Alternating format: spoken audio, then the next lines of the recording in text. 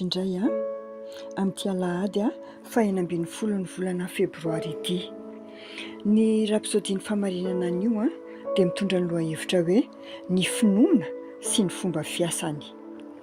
Ny teny fanokafana dia nalaina tao amin'ny bokin'ny Hébreux 12 andininy voalohany mivaky toy izao amin'ny anaran'i Jesosy. Ary ny finoana no fahatokinany amin'ny zavatra tenaina, fanehoana ny zavatra tsy hita. Maro amin'ny olona ny sahiran-tsaina ny amin'ny finoana sy ny fomba fiasany. Matetika izy ireo no miteny hoe nivavaka, nino nefa tsy nahazo valim-bavaka. Izany ny famantarana voalohany fa tsy azon'izy ireo ny atao hoe finoana sy ny fomba fiasany. Ny finoana no fahatokiana ny amin'ny zavatra antenaina, fanehoana ny zavatra tsy hita. Midika izany fa ny finoana no miantso ilay zavatra antenainao ho tonga. Ilaina antenainao dia efa eo ankehitriny.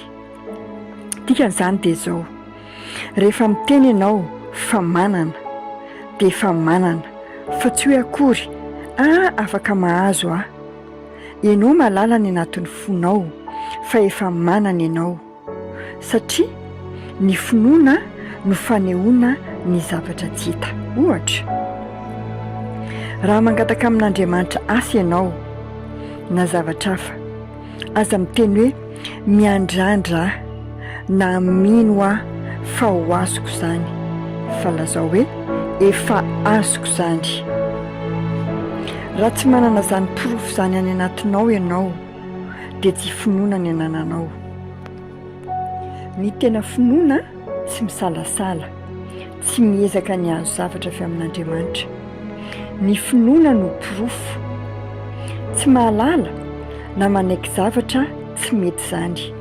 Ny finoana tsy miteny hoe fanahoana ny tsy azoko ilay izy, satria ny finoana efa nahazo azy. Hoy ny Tompo Jesosy: falazaiko aminareo marina tokoa, raha manana finoana na dia ohatry ny voatsinapy iray azy ianareo, ka hiteny amin'io tendrombohitra io hoe mifindray ery ary hifindra izy, ary tsy hisy tsy ho hainareo atao. Matthieu 7:20 andininy 20 misy an'izany ten'Andriamanitra izany.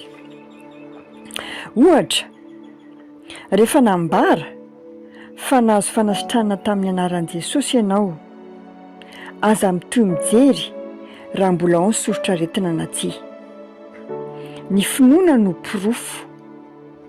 Tsy afaka mitazona porofo ianao ka mbola hiteny hoe tsy nahazo Ny finoana dia tsy manontany hoe dia ahoana raha, ahoana no ampitranga izany, na hoe ahoana no azahoako azy. Ny finoana dia mahalala fa efa nitranga izany, ary noho izany dia miteny sy manao zavatra mifanaraka amin'izany. Aleloia! Manana boky iray manan-danja isika ato anatin'izao ministera izao ny lehilahin'Andriamanitra, mitondra ny lohateny hoe ahoana no hanetsehanao ny finoanao. Fomba tsotra ampiasaina ny finoana sy anjakana amin'ny trangan-javatra rehetra. Andresena isan'andro amin'ny fiainana. Afaka mamandrika izany ianao ao amin'ny fivarotana ny rapsody application. Afaka mijery ianao dia afaka mamandrika. Asaiko ianao amin'izao manaraka izao amerina an'ity vavaka izay ho tononoko ity. Vonavenao ray malalo mandeha amin'ny zava-misy ao amin'ny teninao aho.